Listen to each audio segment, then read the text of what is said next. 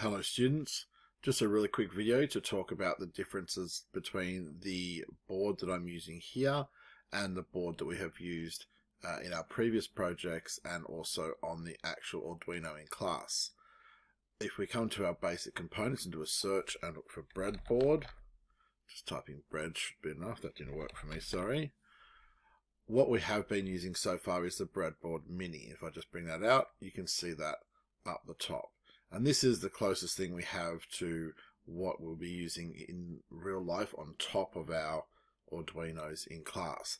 We have the various columns where they are all joined, split by the middle, and another set down the bottom.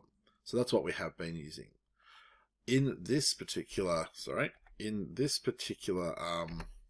example, I've actually gone for the next size up. We call this one the Breadboard Mini. All right, so again, not mini, sorry, the Breadboard Small. All right, which is what we've already got there. Now, what is different about this one, apart from physically being a bit bigger, we've also introduced power rails. So we've seen with the other Breadboard Mini that all of these vertical columns, if you like, are joined. So you can see how when I highlight over one of these, all of those light up because everything here is connected, the same as underneath. All right, we have those sections. But what is different is at the top and the bottom of this board, we've introduced rails, and they're usually used for power.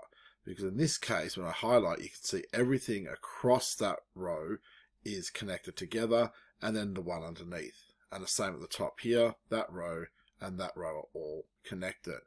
And you can see little positives and negative symbols because we tend to use these to provide power. And we can see that in the way I've set this one out, that I've got my 5 volts of positive power coming up into this rail. So then anything I plug in along here, such as this red line or this red wire, will be essentially connected to this 5 volt rail, back to this 5 volts of power.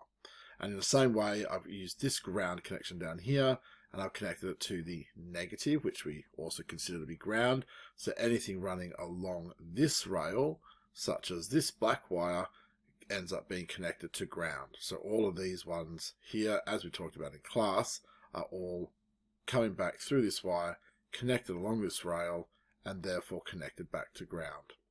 So that's really the biggest difference between this breadboard and the Mini, is the addition of these rails.